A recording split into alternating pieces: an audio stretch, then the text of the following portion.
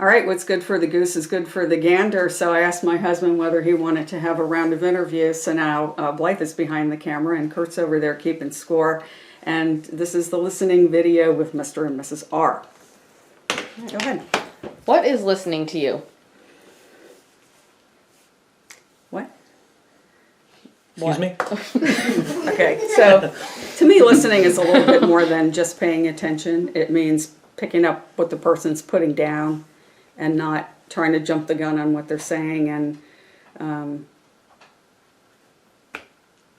being respectful.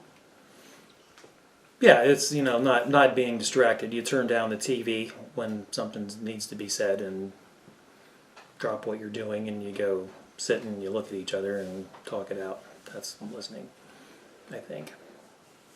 So non-verbally, besides some of the things you mentioned, what would that look like? That's perfect. Looking right at each other, putting your cell phone down, nodding your head a little bit, giving feedback. Yes, exactly. Just act like you're paying attention. You're there. And by the way, we've been married 25 years. When do you have to do it? When do you have to listen? When's it important in a relationship? When you're trying to express what's going through your head. I think it's really important when one party is really upset about something, even if it just has nothing to do with the other person, like something at work. And, you just kind of have to talk it out and the other person acts like a sounding board. Then it's really important to drop what you're doing and pay attention. What makes listening harder? Anger. Yeah. Anger makes it, I think, the hardest. It's the hardest thing. It's very difficult to do when you're angry with each other. You really need to take a few minutes, an hour, a half a day, whatever, and talk about it when you're not stressed and yelling. Okay. Game time. Game time. Okay.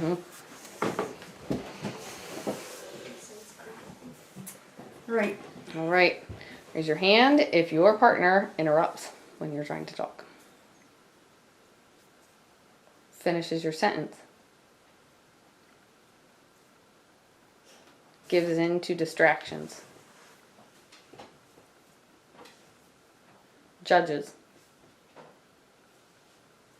Gives unwanted advice.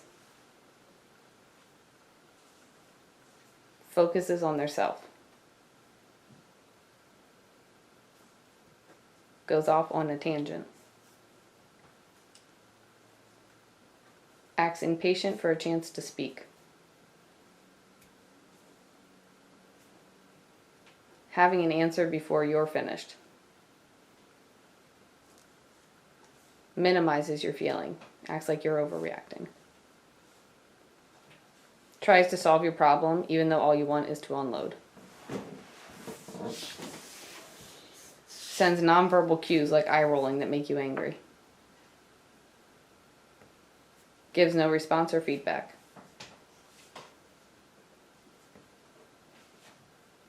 Okay. So what effect do these things have on you?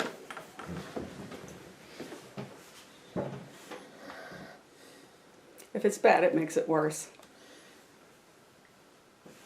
Indeed. I mean, if these things that we just listed off are irritants to anybody, and I wasn't looking.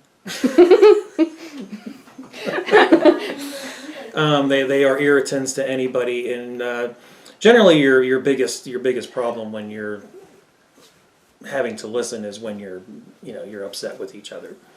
Other than that, I mean, everybody wants to hear a nice story, and nobody wants to talk about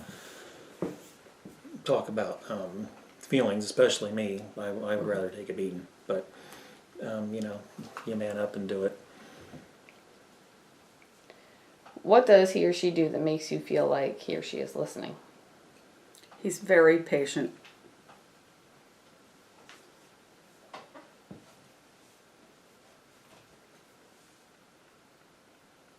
I just know that she is. I can tell by the look on her face she's hearing what I'm saying. What thing do you love most about him? Two things: his sense of humor and his intelligence. And Lynn, what do you love most about her? Our sense that we are very, very common with our sense of humor. I think that was the first thing we clicked on. That and having very small bladders. I think that came. That was the second thing. And he's got good biceps. And they used to be great. Now they're just good. Yeah, I think we hit it off right away. Yeah, we did. Okay. Okay, good. Yeah. Is that the whole thing? That's it. And I survive.